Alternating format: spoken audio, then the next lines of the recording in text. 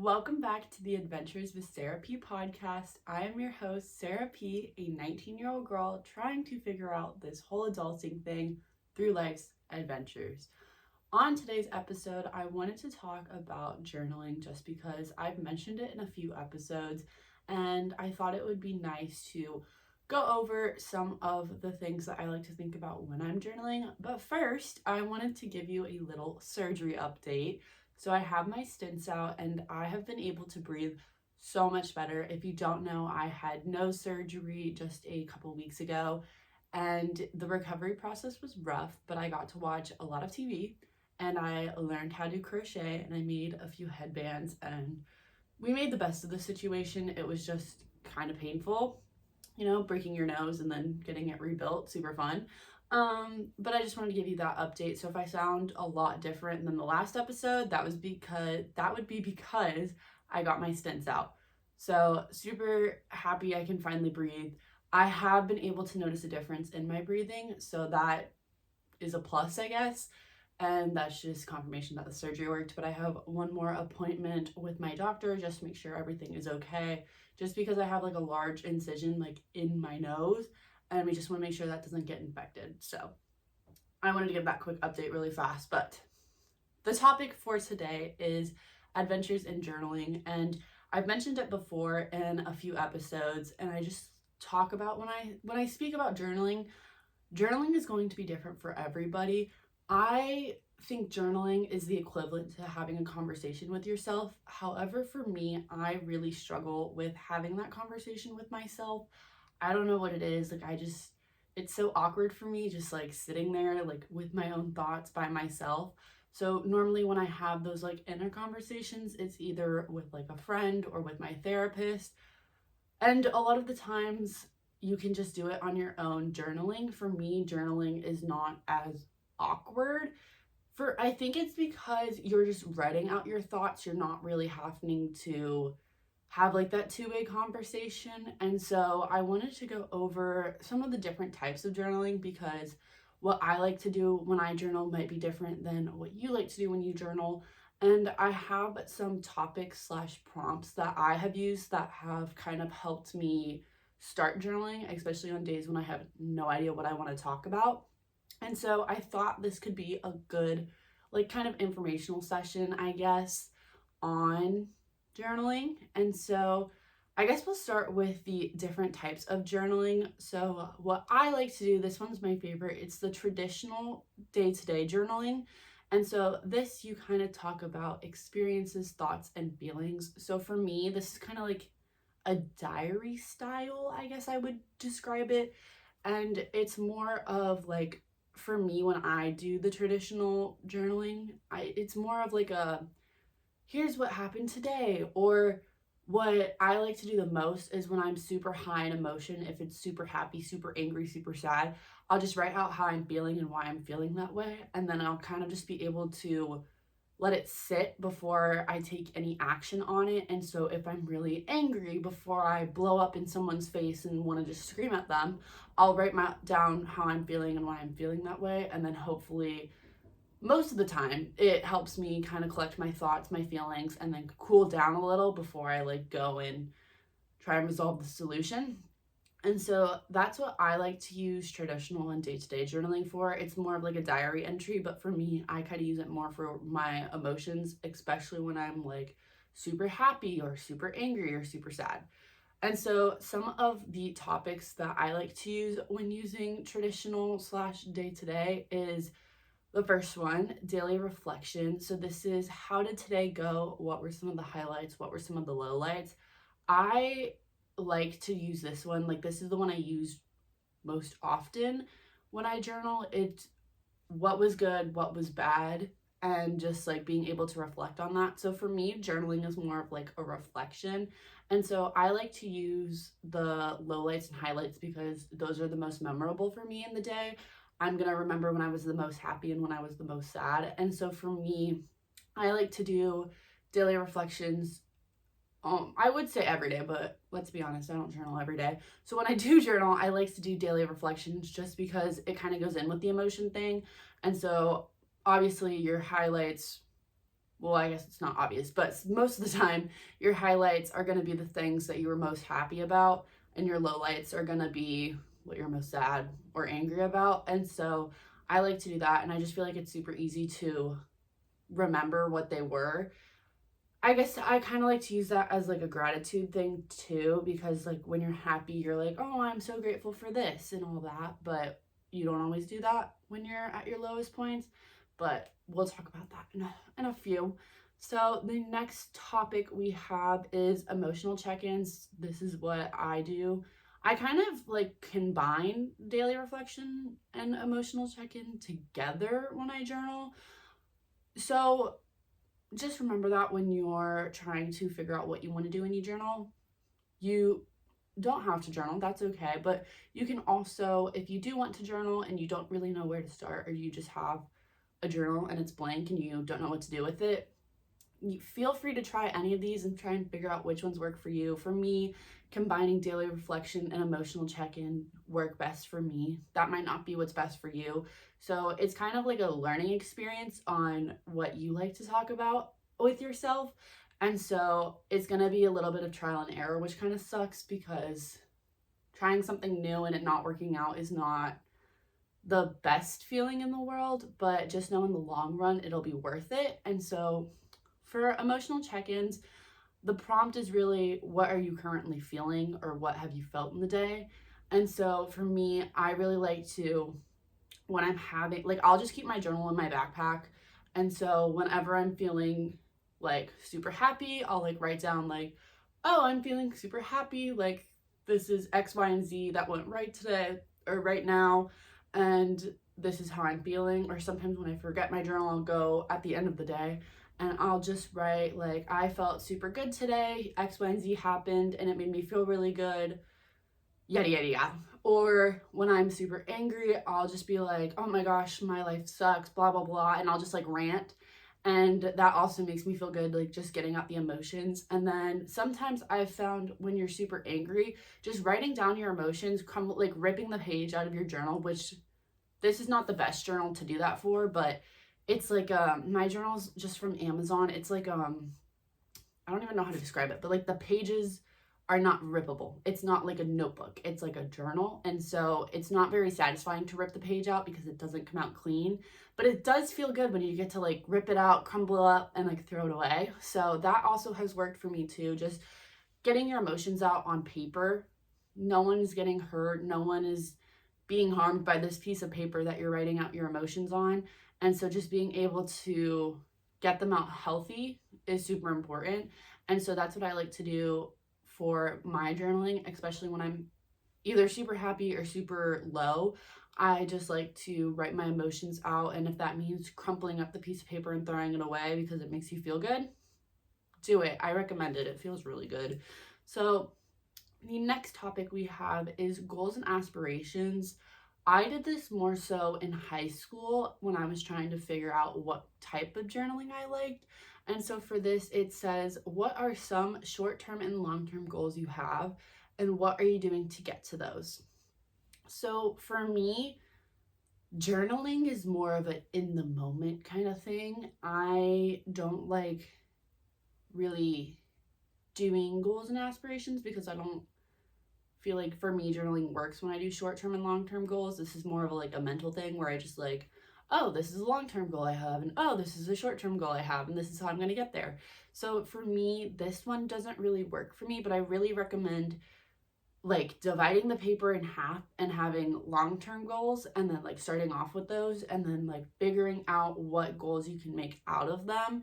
For me, I've been able to do this in my head for a while, and so I don't feel the need to write them out, but I will say it is a really good prompt if you just want to start journaling and again, you don't really know where to start.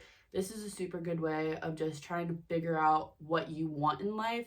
If you have any goals, if you're in high school and you're trying to figure out where you want to go for college, thinking about the long-term goals of what you want to be when you grow up, or what you're interested in, how you're going to get there with college, and then making those short-term goals with like, what classes are you taking that are going to help you get into college, what activities are you doing, all that fun stuff. And so that could be a good place to start. I would recommend dividing the paper in half, short-term, long-term, because that's just how my brain works.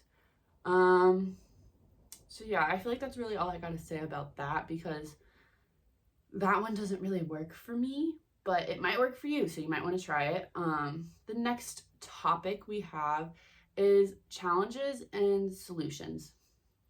This is a good one. I have down, what challenges have you faced recently and how did you overcome them? So this kind of goes back to the emotional check-in section. So for me, when I think of challenges and solutions, I don't think of, I have a test coming up, like how am I gonna study for it?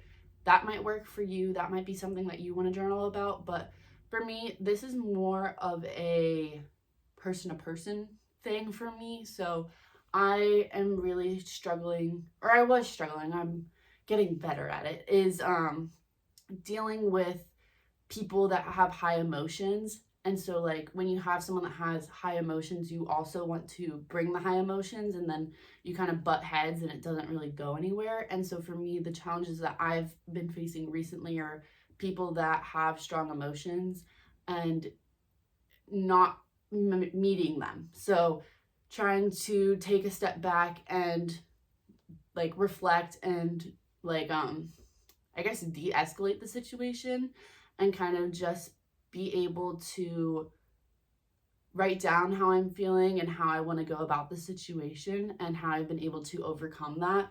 So that's what's been going on recently, is just trying to figure out that. And I will say I am not perfect at it. I have noticed that I have been able to handle it better, but there have just been times where I'm just so like emotionally upset, and then something happens and then that just makes me even more upset, and then I just like can't even think straight. I can't even like breathe, and I just need to like go on a walk, and I don't have time to journal. Like I just feel like I can't do it. And so that's been something that has been challenging me, that I've been facing recently, and that is something I'm trying to overcome. And so when I'm not in those high tense situations, I'm able to journal it, but in the moment, I'm working on being able to take a breath, write it down, and go forward. And so challenges are going to be different for everybody. If you're struggling with school, you can talk about some tests you have coming up and how you want to study for it. And if that like study system worked, how you overcame not doing so well in school to doing well in school. So I feel like this is a really good area of reflection. And so depending on how your journaling style is going to go, this would be really good if you need a way to reflect. However, so is the next one. The next one is memories. I have reflect on a memorable memory. Oh no. Reflect on a memorable. Wow, memorable is just a really hard word for me to say today. Okay, take 3. Reflect on a memorable experience and reflect on how that memory has impacted you.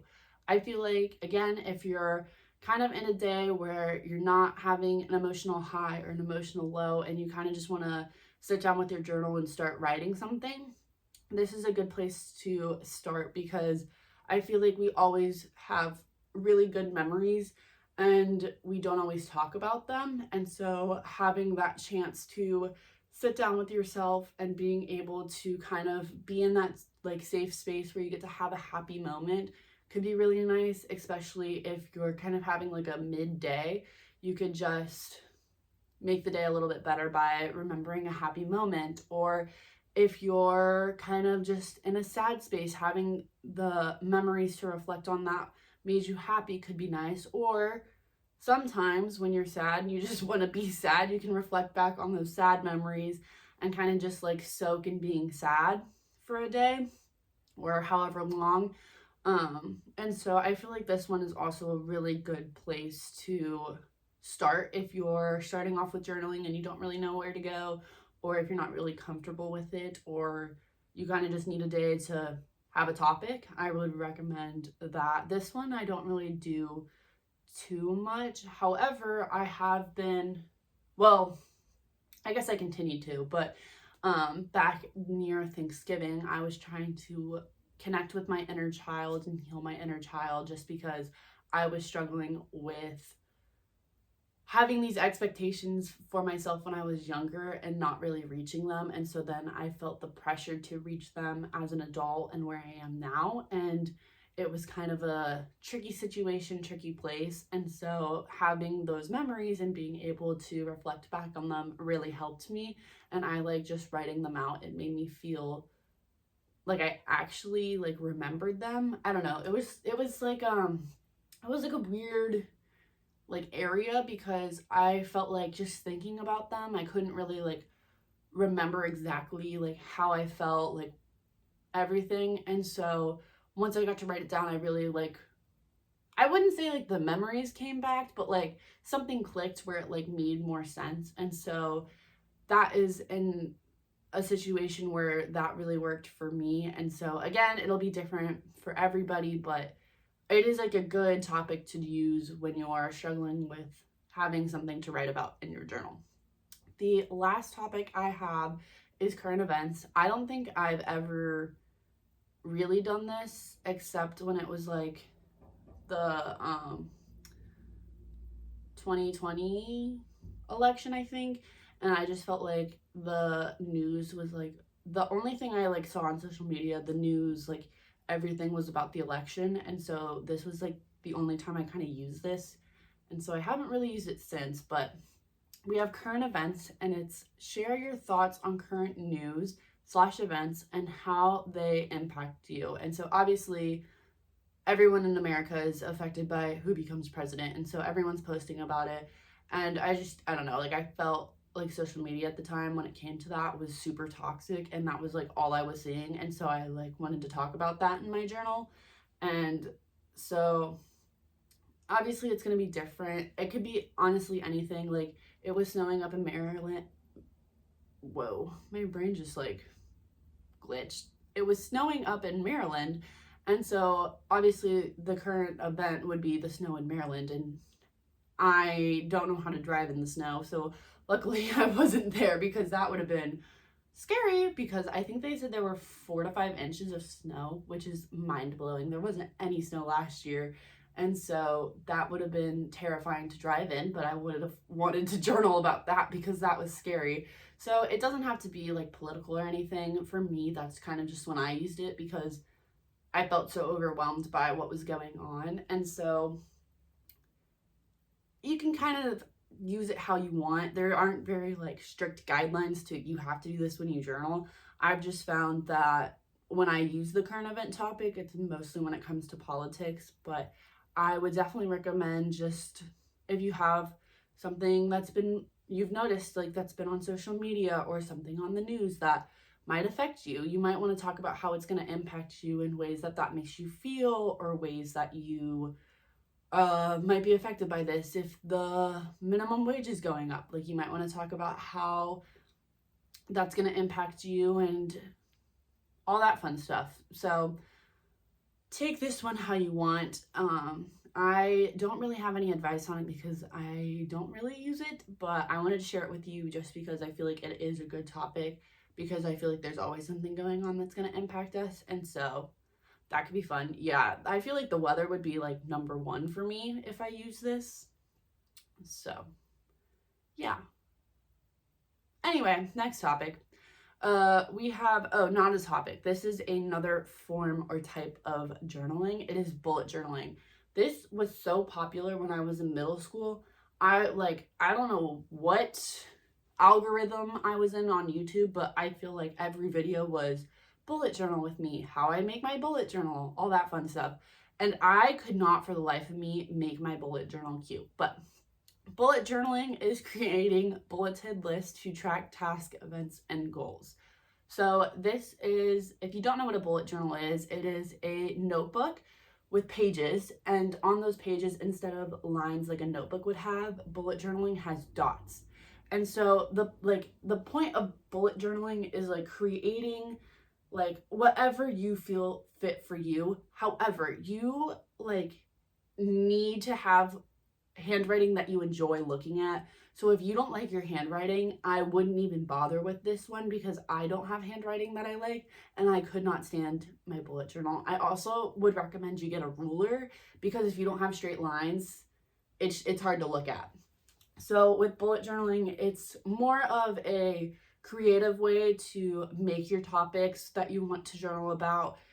And most of the time people like have calendars, so it has like to-do task, or it has like a weather chart, or it has like an emotional tracker.